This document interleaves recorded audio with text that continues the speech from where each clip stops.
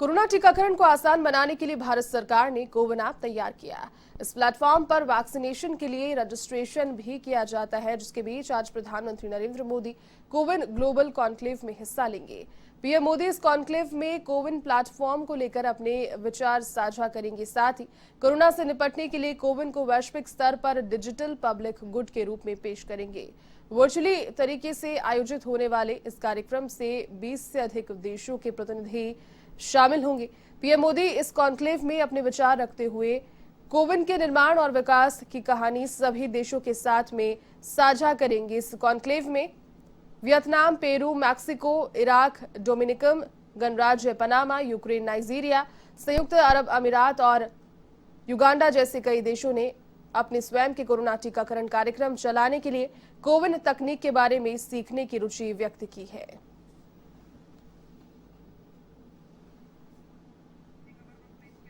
अधिक अपडेट के साथ सहयोगी प्रीत किरण इस वक्त मेरे साथ दिल्ली से फोन लाइन पर जुट गए। देखिए, कोविन जो एक तरीके से भारत में वैक्सीन का निर्माण हुआ और लगातार कोविन की उपलब्धता पर और संदिग्धता पर जुड़ी हुई जो चीजें हैं वो भी सामने आती है, किस तरीके से वो उत्कृष्ट है कि नहीं। लेकिन इसी बीच आज एक कॉन्क्लेव होगी जिसमें 20 से ज्यादा देश जुड़ेंगे और पूरी प्रक्रिया के बारे में जानकारी को लेकर रुचि भी जाहिर की है। कितना इंपॉर्टेंट ये कॉन्क्लेव हो सकता है, प्रीत? जी बिल्कुल, ग्लोबली बहुत जरूरी माना जा रहा है भारत की ओर से अन्य देशों के लिए निःशुल्क ये जो सुविधा है ये शेयर करने के लिए कोविन ऐप भारत ने डेवलप किया है और ग्लोबली कॉन्क्लेव के माध्यम से इसको शेयर किया जाएगा। 20 से अधिक जो देश हैं वो इस कॉन्क्लेव में जुड़ेंगे, चाहे वो वियतनाम हो, चाहे यूक्रेन हो, रूस हो, नाइजीरिया, संयुक्त अमीरात हो। तमाम ये जो देश हैं ये देश जो कोविन ऐप के माध्यम से अपने देश में टीकाकरण शुरू करना चाहते हैं, ये सभी देश इस कॉन्क्लेव में जुड़ेंगे। हालांकि 20 जो देश हैं उनके प्रतिनिधि इस कॉन्क्लेव में जुड़ेंगे, लेकिन 50 से अधिक जो देश हैं वो इस ऐप में रुचि दिखा चुके हैं। जो राष्ट्रीय स्वास्थ्य प्राधिकरण के सीईओ हैं डॉक्टर RS शर्मा, उनकी तरफ से ये बताया गया कि जो भारत में एक जो ऐप है ये निःशुल्क साझा करने का फैसला किया है।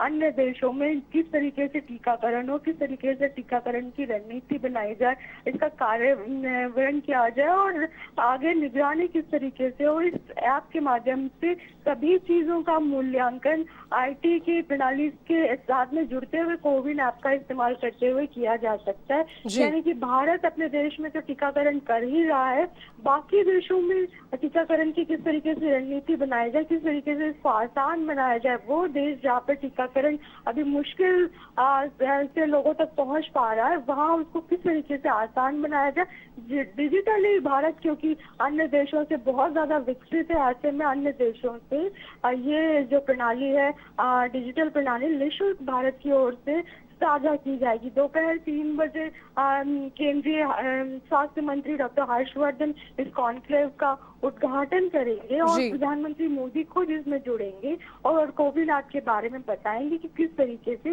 भारत इस ऐप का इस्तेमाल कर रहा है, अन्य देश किस तरीके से इस ऐप का इस्तेमाल कर सकेंगे। तमाम जो देश है 50 से अधिक देश, उन देशों ने इस ऐप में रुचि दिखाई है और आने वाले दिनों में इस ऐप का इस्तेमाल करके अपने अपने देशों में टीकाकरण की जो व्यवस्था है इसमें और तेजी ला सकते हैं। जी प्रीत, इसके अलावा अब कोविन ऐप की बात यहाँ पर हो रही है और बेसिकली पूरा कॉन्क्लेव उसी से जुड़ा हुआ है, लेकिन कोविन ऐप कई देशों में पहले कोविन की जो उपलब्धता है वो यहाँ पर लगातार ग्रीन उसको कार्ड नहीं दिया गया। बाद में भारत की ओर से ऐसी बातें की गई जिसके बाद एक तरीके से चेतावनी के तौर पर उसको लागू किया गया। तो क्या कहा जा सकता है कि कोविशील्ड के मुकाबले कोविन की जो एक तरीके से सार्थकता है वो इस कॉन्क्लेव के बाद में उस लेवल पर आ पाएगी? जी बिल्कुल, भारत जिस तरीके से एक एक IT के क्षेत्र में एक एक उपलब्धि हासिल कर रहा है, कोविन उसमें कहीं ना कहीं एक नया आयाम जोड़ने का प्रयास करेगी। जिस तरीके से कोविशील्ड का जिस तरीके से जैसे आपने जिक्र किया स्वीकार नहीं किया गया, लेकिन कोविन ऐप की बात प्रधानमंत्री मोदी लगातार कर चुके हैं कि किस तरीके से भारत ने डिजिटली टीकाकरण किया और इसका फायदा हुआ। बाकी देश भी इसकी सराहना कर रहे हैं। यही वजह है कि भारत की ओर से ये ऐप डेवलप किया गया है और भारत इसको बाकी जो देश है उनसे निःशुल्क साझा करने जा रहा है। डिजिटली बाकी देशों से भारत भारत कहीं आगे आईटी के क्षेत्र में भारत का जो युवा वर्ग है बाकी देशों के मुकाबले काफी तरक्की कर चुका है। यही वजह है कि भारत आगे बढ़कर बाकी देशों की 50 से अधिक देशों की मदद करने जा रहा है। ये भारत के लिए गर्व का विषय है। जी जी, चलिए प्रीत, बहुत शुक्रिया तमाम अपडेट के लिए।